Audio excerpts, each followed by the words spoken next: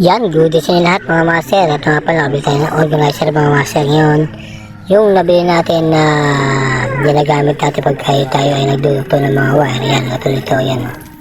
Ilalagay natin din dito yung mga master. Ilalagay natin dito, sinasansan natin para pag tayo ay gumawa mga master, isahampit bit na lang, no? Para hindi karat-karat pare ang ating mga ginagamit. So yun nga mga master, samahan nyo akong punuin to. Hindi ko na na-videohan yung iba kasi medyo nawala na ako sa ano kasi umuulan dito. Masyadong malakas yung ulan mga master, direct yung ulan dito. Kaya yung ginagawa natin dito, kung ano yung mga mabuting-ting natin, yun ang ating ginagawa mga master. Ito nga yan mga master. Salan-salan natin dito isa-isa para pag ako'y gumawa, yan, isahan lang yung bibit-bitin ko. Ito yung ating nalagyan, organizer lang yung ating bibit-bitin, no? Isahan lang, sama-sama na sila dyan. At siyempre, sa mga gamit ko na ginagamit natin sa mga paggawa, yan, gagawin tayo ng mga pwedeng paglagyan na isang bitbitan lang din. Para hindi tayo mahirapan ng mga master, isang bitbitan lang. Yan, sama-sama na sila doon. Para mas maganda, mas madali pagka tayo gumagawa, no? Hindi tayo masyadong mahihirapan kung ano yung mga bibit-bitin natin. Yan, ito nga nakita nga namin ito ng misis yan. Ito mga master yung lalagyan natin yun. Dati pa namin nabili yan, pero yung lalagyan hindi pa kami nakabili, kaya ngayon nakakita kami ng ganyan lalagyan.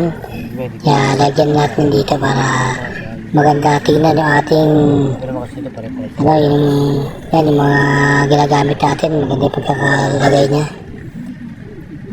Yan, ito nga ngayon mga master, no? Hindi nga pala sa mga malapit sa mga ilog o kaya mga sapa, yung mga dagat na pwedeng tumaas ang tubig. Ingat-ingat po kayo mga master. Alam naman natin, tuloy-tuloy ang ulan.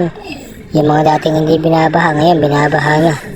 Dahil ang ulan natin ay dire-diretso. At hindi lang yan mga master, no? Yung ulan ngayon ay sobrang lakas.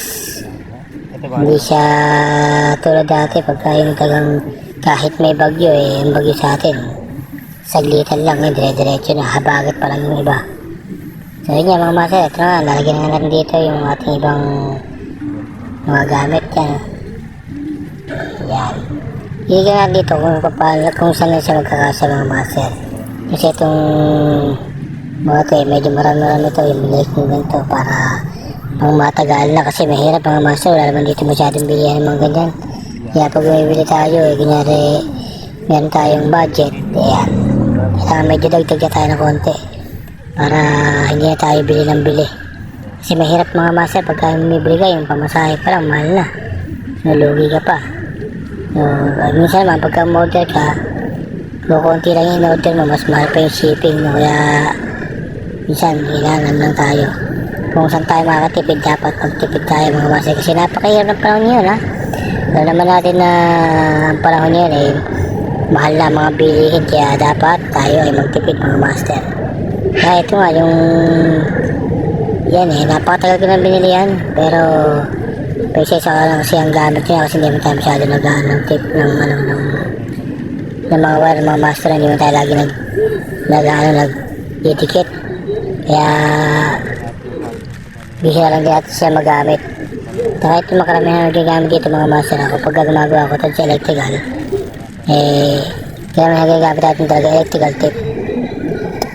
Yan, ito ginagamit ko lang ito pagka yung sa mga yan, gumagawa tayo ng mga washing yan, tapos nalagyan natin yan, tapos electrical tape para mas maganda, mas talagang hindi talaga magaling yung wire, hindi siya masyadong lalabas. Yan, tsaka siyempre pagka may mga master, pagka ginamit mo yan, kasi yung pag naglagay ka sa wire niyan, tapos ininit mo, yan yung umiikot mga master, para siya nagiging yung insulator na siya.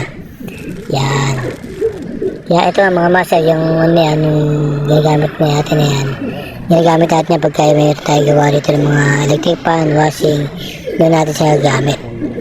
So yan, pero yun, pag ginamit natin siyempre meron pa siyang electrical tape para mas solid yung pagkakagawa ng ating pagkakalagay natin, yan mga master, malapit na tayo matapos ito sa natin dito mga master. Yan, nakita nyo naman, maganda yung pagkakasansa niya mga master. At siyempre yung Yung isang to mga master, siguro abuti na ito ng taon, no? Sobrang tagal na natin ito magagamit. So yun yan mga master, hindi tayo masyadong magtatagal. Maraming salamat sa inyo lahat. God bless sa inyo. Siyempre mag-ingat yung lahat mga master, sa panahon yan, lalo yan ay umuulan. God bless po ulit. Thank you.